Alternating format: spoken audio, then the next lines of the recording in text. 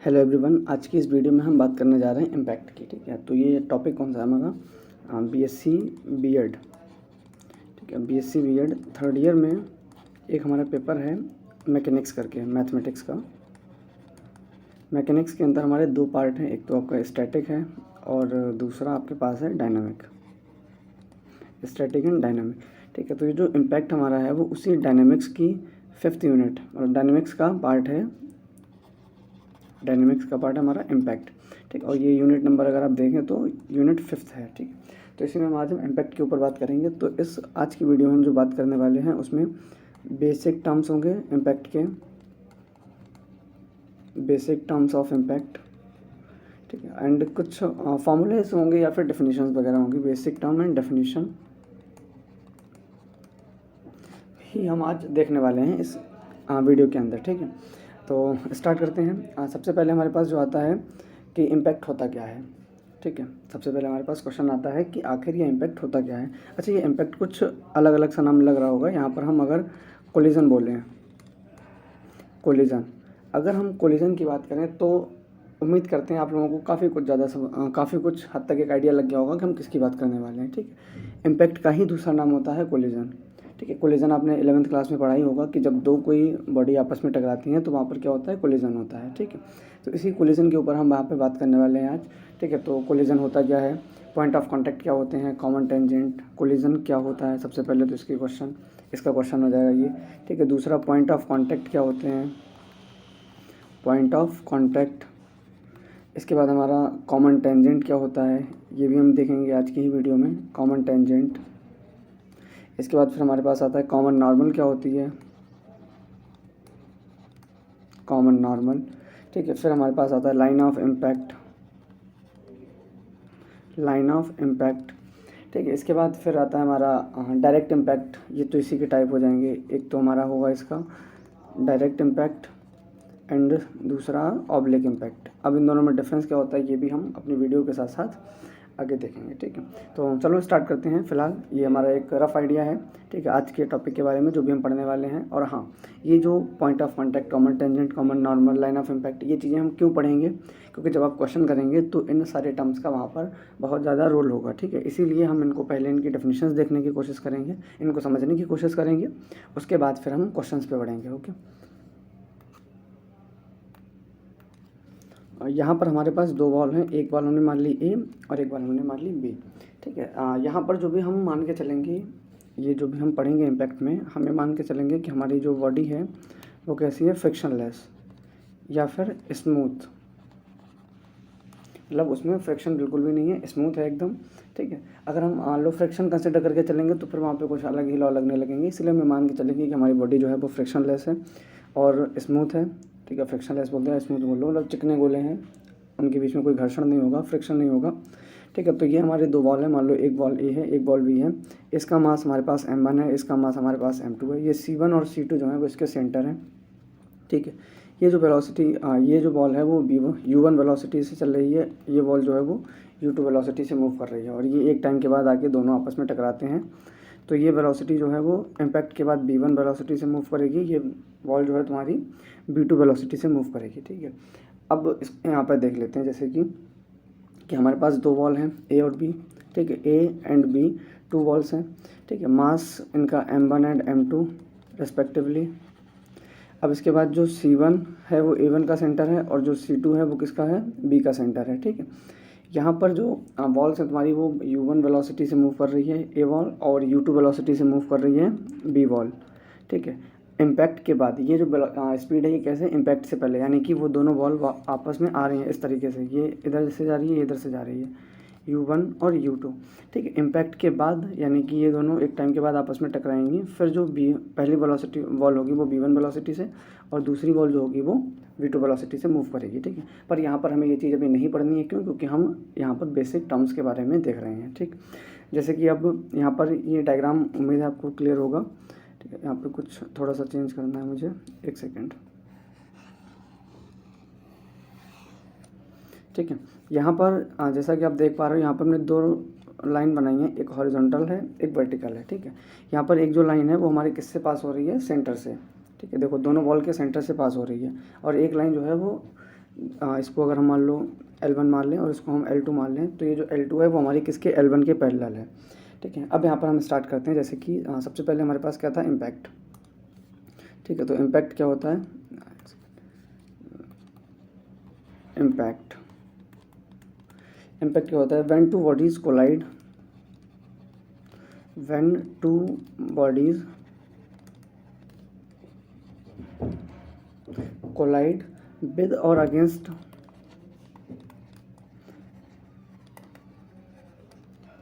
each other,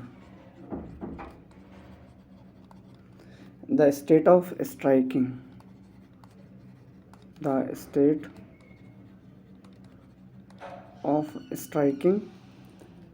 is called impact, their impact। कहने का मतलब यहाँ पे क्या है, देखो यहाँ पे यूज है विद और अगेंस्ट। ठीक है, विद का मतलब क्या है कि जब ये दोनों बॉल सेम डायरेक्शन में मूव कर रही हैं। ठीक है, यानी कि ये वाली बॉल्स देखो, ये भी इधर जा रही है और ये वाली भी इधर जा रही है। ठीक है, तो क्या है, ये दोनों सेम डायरेक्शन में मूव कर रही हैं और ये एक दूसरे के साथ कोलाइड करेंगे। अगेंस्ट ईच अदर का मतलब क्या है कि एक बॉल इस तरफ से आए और दूसरी बॉल इस तरफ से आए, तब वो एक दूसरे के अगेंस्ट में टकराएंगे। अब टकराव तो कैसे भी हो सकता है, मतलब दोनों एक ही डायरेक्शन में जाके टकरा जाएँ या फिर दोनों अपोजिट डायरेक्शन से आके टकराएँ। ठीक है, अब यही पॉसिबिलिटी नहीं है, हो सकता है वो अलग अलग एंगल से आके टकरा जाएँ। जैसे कि एक बॉल ये आ रही, एक बॉल इधर से आ रही है, इस तरीके से टकरा जाए। भाई एक ऐसे आ रही है और दूसरी इस तरीके से आ रही है, तब भी तो टकरा सकती हैं। एक ऐसे जा रही है, एक इधर से जा रही है, तब भी टकरा सकती हैं। तो ये हर एक पॉसिबल केस को हम यहाँ पे डिस्कस करने वाले हैं। ठीक है, पर अभी हम यहाँ पे जो बेसिक डेफिनेशन वगैरह हैं वो हम इसी की हेल्प से देखेंगे यहाँ पे। ठीक है, तो चलो ये हो गया। ठीक है, ये हमारा हो गया इम्पैक्ट। अभी इसके बाद आता है पॉइंट ऑफ कॉन्टैक्ट। ठीक है, पॉइंट ऑफ कॉन्टैक्ट इसके नाम से ही क्लियर है। यहाँ पे दूसरा जो है हमारे पास,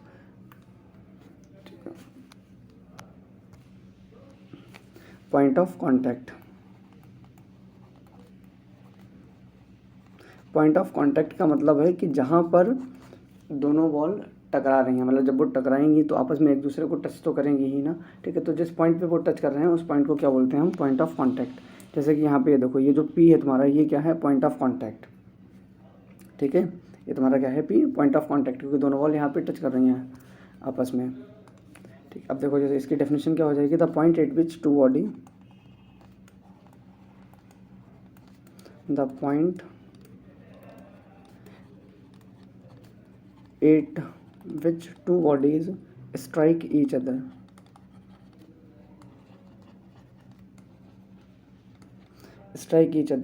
is called point of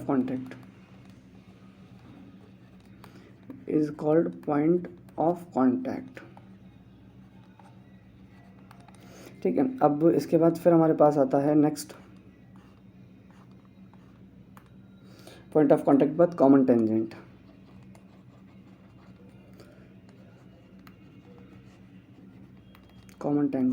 ये आपने 10th क्लास में भी पढ़ा होगा, 10th या 9th ऐसी किसी क्लास में है कॉमन टेंजेंट का कॉन्सेप्ट। टेंजेंट क्या होती है, सबसे पहले तो ये, जैसे कि अगर हमारे पास यहाँ पे एक सर्कल है, ठीक है, तो टेंजेंट क्या होगी कि एक ऐसी लाइन जो सर्कल को किसी एक पॉइंट पे टच कर रही है। ठीक है, क्या कर रही है, टच कर रही है, ना कि इंटरसेक्ट कर रही है। ठीक है, इंटरसेक्ट करेगा तो फिर वो कॉर्ड बन जाएगी। एक ऐसी लाइन जो कि किसी सर्कल को एक पॉइंट पे टच कर रही है सर्कल के बाहर। ठीक, अब जब टच करेगी तो सर्कल के बाहर ही होगा। वो किसी भी तरीके से हो सकती है, इस तरीके से भी हो सकती है, ऐसे भी हो सकती है, ऐसे भी हो सकती है। ठीक है, तो ये सारी क्या होगी, हमारी टेंजेंट होंगी। तो अब इसमें देखो, ये जो हमारे पास सिस्टम बनाया हुआ है मैंने, इसमें ऐसी कौन सी लाइन है जो दोनों सर्कल को एक पॉइंट पे टच कर रही है, तो जाहिर सी बात है लाइन L2 हमारी जो है ये क्या है, कॉमन टेंजेंट है। लाइन L2 जो है वो हमारे इस बॉल A को भी टच कर रही है, बॉल B को भी टच कर रही है। ठीक है, और एक पॉइंट पे टच कर रही है। ठीक है, क्योंकि ये दोनों को टच कर रही है तो क्या हो जाएगी, हमारी कॉमन टेंजेंट हो जाएगी। ठीक है, तो L2 जो है वो हमारा क्या है, कॉमन टेंजेंट। अब इसकी डेफिनेशन क्या हो जाएगी कॉमन टेंजेंट की, the tangent drawn at the point of contact, the tangent drawn at the point of contact at the point of contact of striking bodies,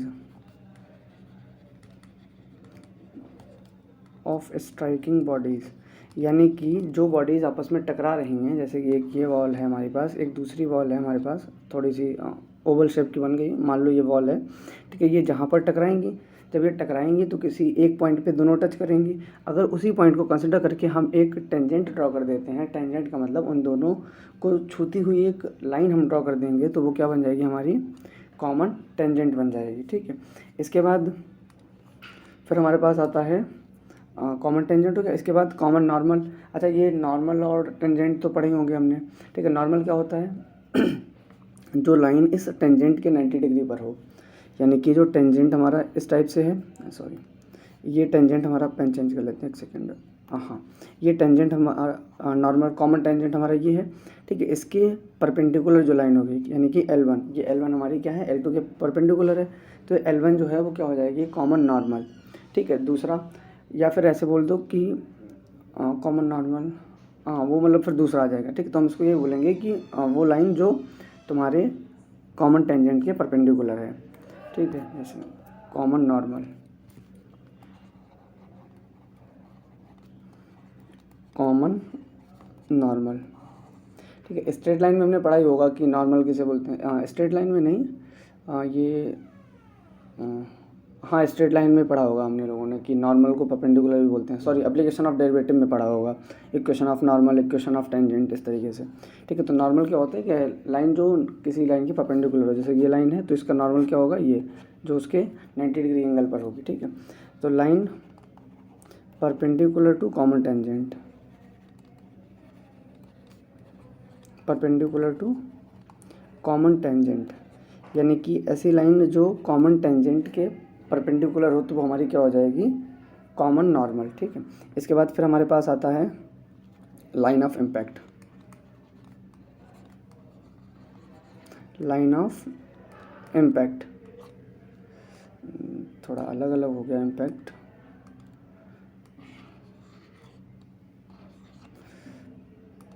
line of impact. Line of impact का मतलब है कि जो आपका collision हो रहा है वो किस लाइन पर हो रहा है। ठीक है, जैसे मान लो ये हमारे पास है कि एक बॉल, ये दूसरी बॉल आ रही है। ठीक है, तो ये दोनों बॉल जो है वो इस लाइन पर आ रही है, मतलब इस लाइन के अलॉन्ग आ रही है। ठीक है, इनका इम्पैक्ट यहाँ पे हो रहा है, तो ये जो लाइन होगी हमारी वो क्या होगी, लाइन ऑफ इम्पैक्ट। ठीक, अगर इसकी डेफिनेशन बोलें तो जो कॉमन नॉर्मल होगी, यानी कि दोनों जो बॉल है हमारी उनके सेंटर को ज्वाइन करने वाली जो लाइन होगी वो हमारी क्या हो जाएगी, लाइन ऑफ इम्पैक्ट। ठीक है, यानी कि सेंटर से पास होने वाली लाइन, या फिर ऐसे बोल दो कि कोई भी, जैसे कि कोई बॉल है, ठीक है, ये इधर से लुढ़कती हुई जा रही है, ठीक है, ये इधर से जा रही है, तो इनका जो इम्पैक्ट होगा वो किस होगा, इस लाइन के अलॉन्ग होगा ना, मतलब इसी लाइन पे ये लुढ़कते लुढ़कते जाएंगी, उससे टकराएंगी जाके। ठीक है, तो ये इनका क्या हो जाएगा, लाइन ऑफ इम्पैक्ट। और यही क्या होता है हमारा कॉमन नॉर्मल। ठीक है, यही हमारा कॉमन नॉर्मल होता है। ठीक है, तो जो हमारा लाइन ऑफ इम्पैक्ट होता है वो किसके अलॉन्ग होता है, कॉमन नॉर्मल के अलॉन्ग। ठीक है, या फिर हम ऐसे बोलते हैं कि the line of common normal at the point of contact. ठीक है, लाइन ऑफ इम्पैक्ट को हम किस तरीके से कर सकते हैं,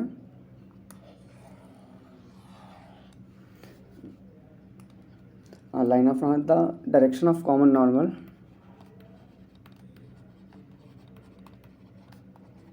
the direction of common normal at the point of contact, at the point of contact of two bodies is called the line of impact, is called line of impact। ठीक है, समझ गए होंगे आप कि क्या कहना चाह रहे हैं हम, या ये लाइन ऑफ इम्पैक्ट की डेफिनेशन क्या कहना चाह रहे हैं कि कॉमन नॉर्मल की जो डायरेक्शन है कॉन्टैक्ट के पॉइंट पे। ठीक है, अब जैसे यहाँ पर देखो ये है हमारा लाइन ऑफ इम्पैक्ट, सॉरी यहाँ पर ये हमारा कॉमन नॉर्मल क्या है, ये वाली लाइन L1। ठीक है, अब जिस पॉइंट पे ये दोनों टच कर रहे हैं वो हमारा पॉइंट ऑफ कॉन्टैक्ट है। ठीक है, उस पॉइंट ऑफ कॉन्टैक्ट से पास होने वाली लाइन कॉमन नॉर्मल की डायरेक्शन में क्या कहलाएगी, हमारी लाइन ऑफ इम्पैक्ट। ठीक है, समझ आया होगा जहाँ तक उम्मीद करते हैं। ठीक है, जैसे कि ये दो बॉडी हैं हमारे पास A और B। ठीक है, इनका जो कॉमन नॉर्मल है वो हमारा क्या है, इस P पॉइंट से पास होने वाली लाइन। ठीक है, इसी पॉइंट ऑफ कांटेक्ट की डायरेक्शन, मतलब पॉइंट ऑफ कांटेक्ट से पास होने वाली लाइन जो कि कॉमन नॉर्मल के पैरेलल है या फिर कॉमन नॉर्मल पर ही है या कॉमन नॉर्मल के अलॉन्ग जो लाइन है और पॉइंट ऑफ कांटेक्ट से पास हो रही है, वो हमारी क्या हो जाएगी, लाइन ऑफ इम्पैक्ट। ठीक है।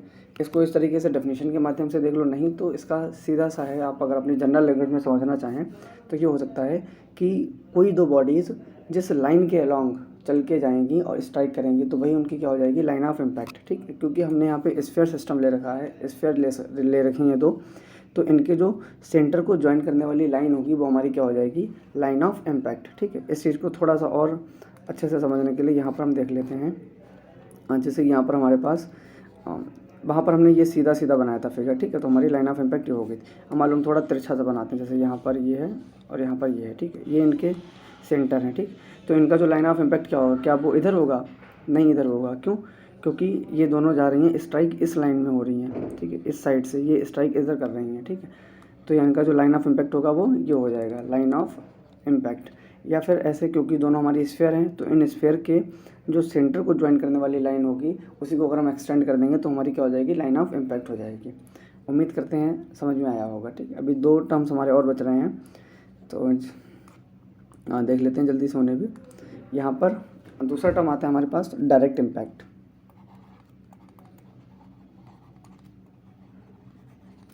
Direct impact.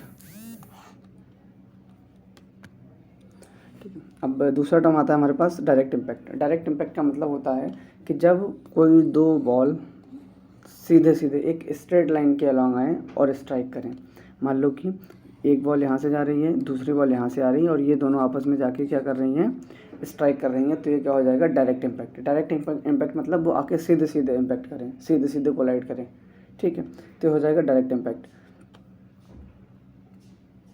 ठीक है, और दूसरा हम ये भी बोल सकते हैं इसको कि जो डायरेक्ट इम्पैक्ट होता है, अगर उनकी जो वेलोसिटी है, ठीक, उनकी जो डायरेक्शन ऑफ वेलोसिटी है, जैसे कि ये u1 मान लो है, ये u2 है, अगर ये डायरेक्शन जो है वो किसके है, अलोंग लाइन ऑफ इम्पैक्ट है, अलोंग लाइन ऑफ इम्पैक्ट, तो ये क्या होगी, हमारी डायरेक्ट इम्पैक्ट हो जाएगा। ठीक है, ठीक है, डायरेक्ट इम्पैक्ट क्या होगा कि अगर जो हमारी बॉडी हैं कोलाइड करने जा रही हैं, अगर उनकी जो वेलोसिटी है वो किस तरीके से है, लाइन ऑफ इम्पैक्ट के अलोंग है। ठीक है, स्फीयर के केस में जो हमारे पास जो हमारे पास दो स्फीयर के सेंटर हैं, ठीक है, उनके अलोंग अगर मतलब उन सेंटर को अगर हम ज्वाइन कर देंगे तो हमारी लाइन क्या बन जाएगी, लाइन ऑफ इम्पैक्ट बन जाएगी। और उस इम्पैक्ट के लाइन ऑफ इम्पैक्ट के अलोंग अगर वेलोसिटी है उन बॉल्स की तो वो क्या हो जाएगी, हमारी डायरेक्ट इम्पैक्ट। ठीक है, दूसरा भी इम्पैक्ट होता है एक यहाँ पे ऑब्लिक इम्पैक्ट।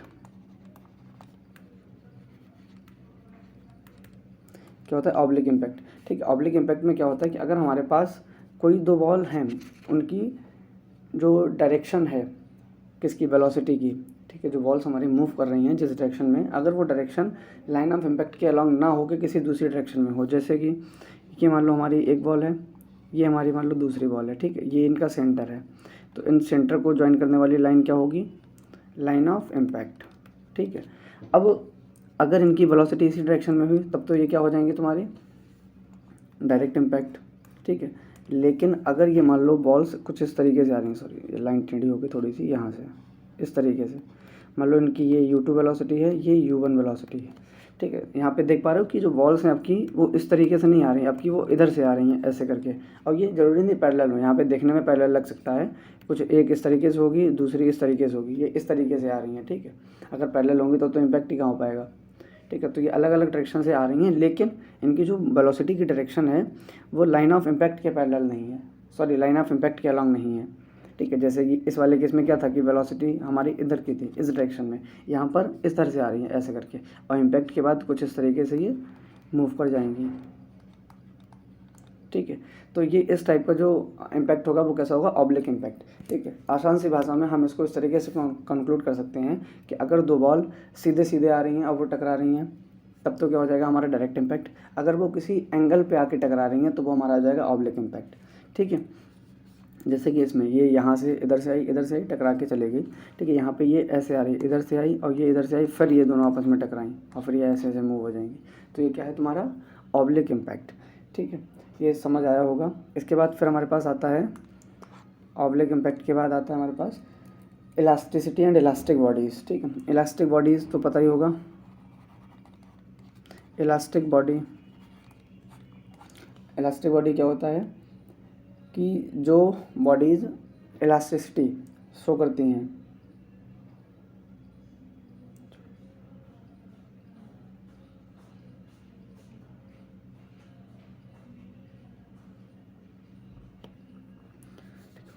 इलास्टिक बॉडीज़, ठीक है, इलास्टिक बॉडीज़ और या इलास्टिसिटी, ठीक है। अब ये इलास्टिसिटी क्या होता है, पहले इलास्टिसिटी देख लेते हैं, उसके बाद में इलास्टिक बॉडी अच्छे से समझ में आएगा। इलास्टिसिटी का मतलब होता है जैसे कि हमारे पास कोई एक बॉल है, ठीक है, ये इम्पैक्ट हुआ या मान लो हमने इसको दबाया, कंप्रेस किया या फिर हमने किसी चीज़ से इसको हिट किया, तो क्या होगा, जिस भी पॉइंट से ये टकराए, मतलब जो भी इनका पॉइंट ऑफ कांटेक्ट होगा उस जगह पे कुछ ना कुछ ये ऐसे करके दब जाएंगे, मतलब कंप्रेस हो जाएंगे, ठीक है।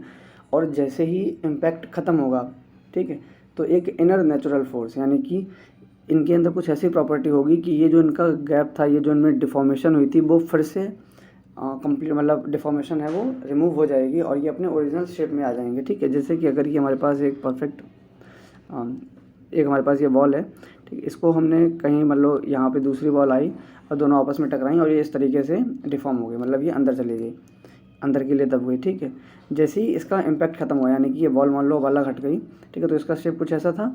जैसे ही इम्पैक्ट ख़त्म होगा, ठीक है, इम्पैक्ट का इफेक्ट ख़त्म होगा, वैसे ही ये फिर से अपनी ओरिजिनल शेप में आ जाएंगी, यानी कि जो डिफॉर्मेशन हुई थी वो डिफॉर्मेशन फिर से सही हो जाएगी, ठीक है। तो इस प्रॉपर्टी को क्या बोलते हैं, इलास्टिसिटी, क्या बोलते हैं, इलास्टिसिटी।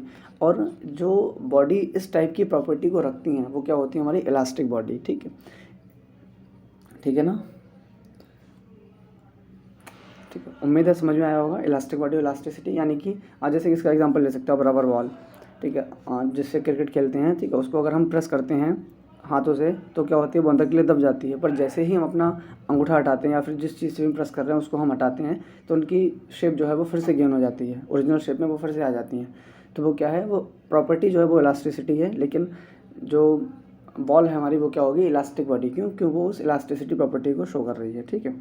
इसके बाद इसका जस्ट अपोजिट, मतलब जिन बॉल्स को अगर हम प्रेस करें या जिन पे हम कुछ एक्सटर्नल फोर्स लगाएं या इम्पैक्ट हो, उनकी शेप डिफॉर्म हो जाए और इम्पैक्ट ख़त्म होने के बाद भी उनके डिफॉर्म्ड शेप जो है वो ओरिजिनल शेप ना रिगेन कर पाए, तो वो बॉडी क्या हो जाएंगी,